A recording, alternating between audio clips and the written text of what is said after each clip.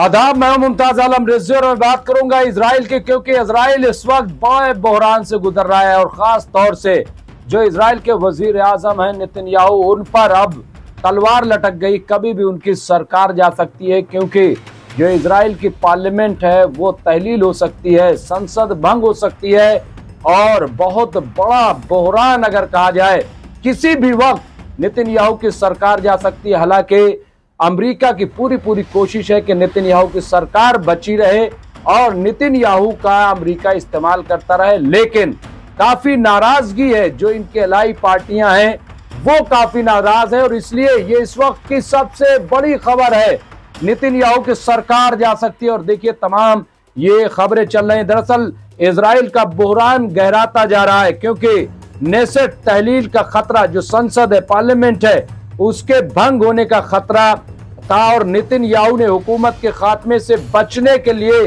कई तरह के हथकंडे इस्तेमाल कर रहे हैं ताकि सरकार को बचाया जा सके। वो कोशिश कर रहे हैं कि जो नाराज इलाही पार्टी हैं उनको नाराजगी से रोका जा सके। इजराइल की हुकूमत अपने सबसे संगीन सियासी बहरानों में से एक का सामना कर रही है, क्योंकि वजीर आजम नेसेट को यानी संसद को तहलील करने के बारे में आज के इब्तदाई वोट में ताखीर करके वो तमाम जो हुक्मरान जमात हैं उनको दरअसल समझाना चाहते हैं, उनको मनाना चाहते हैं और जो भी हथकंडे हैं वो सब अपनाना चाहते हैं और इसीलिए वो इसको लेट कर रहे हैं। लेकिन उनके सरकार पर बहुत बड़ा खतरा मंडरा रहा है, क्योंकि पूरे इजराइल में इस वक्त प्रोटेस्ट चल रहा है और जो 7 पार्टियां हैं वो भी इस बात से खौफजदा है कि कहीं ऐसा ना हो कि नेतन्याहू के चक्कर में हम भी हार जाएं और हमसे भी लोग नाराज हो जाएं।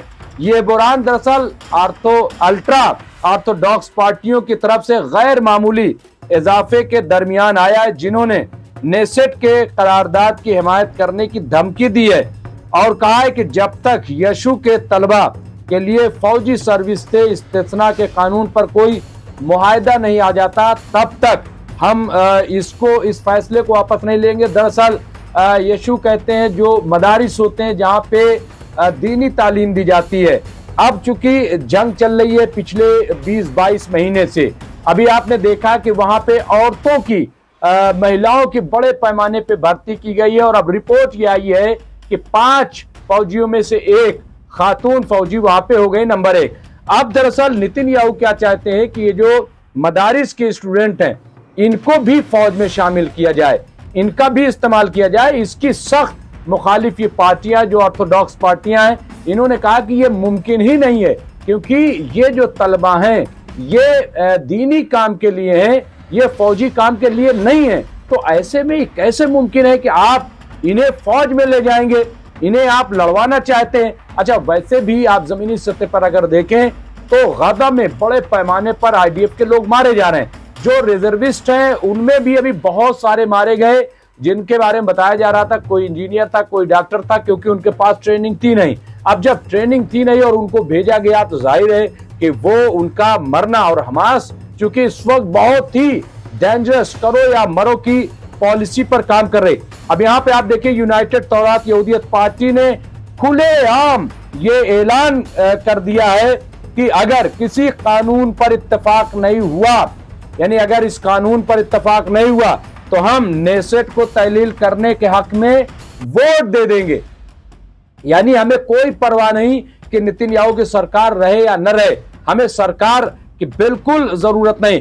इसी तरीके से जो एक और पार्टी है जो नेतन्याहू की इत्तेहादी पार्टी है, शास पार्टी, उसने भी वजीर आजम बेंजामिन नेतन्याहू के इरादों के बारे में अंदरूनी शुकूक व शुबहात के साथ अपने रब्बियों की हिदायत का इंतजार कर रही है, क्योंकि जाहिर सी बात है ये जो यशु क्या है, ये रब्बी बनाते हैं, ये मजहबी रहनुमा पैदा करते हैं। अब इनको कह रहे हैं कि आप जंग में चलिए, आप फौजी बन जाइए, कैसे, मुमकिन ही नहीं। और इसीलिए सारी नाराजगी और रब्बी भी। अब यहाँ पे पार्टी के एक जराए ने बताया है, रिमार्क्स दिए कि हम बीबी के तरीके जानते हैं। अब वहां पे वो कानून पास नहीं करती, वो स्टॉल लगाती है।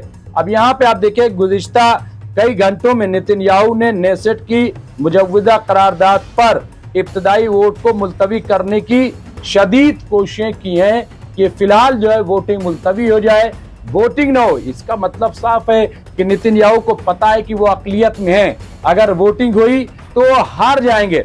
अब देखिए उसने अल्ट्रा ऑर्थोडॉक्स दलों को भर्ती के कानून के एक नए मसौदे के साथ पेश किया, जिसमें इस तरह नजरसानी की गई कि सुप्रीम कोर्ट की तरफ से जांच पड़ताल का सामना कर सके।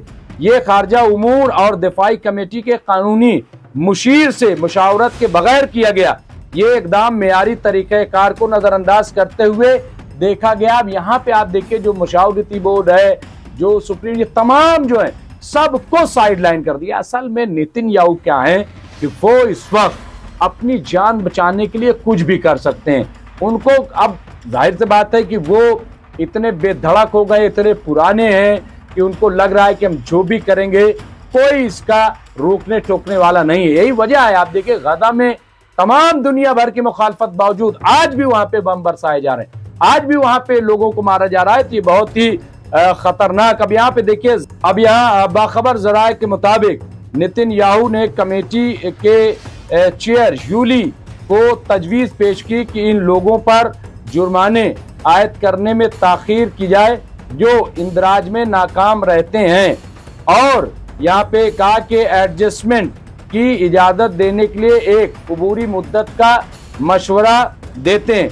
इसी वक्त काबीना के secretary UC focus ultra Orthodox पार्टियों को इस बात पर राजी करने की कोशिश कर रहे हैं कि वो वोटिंग के साथ आगे बढ़ने से पहले इत्तेहाद को मजीद एक हफ्ता दे दें।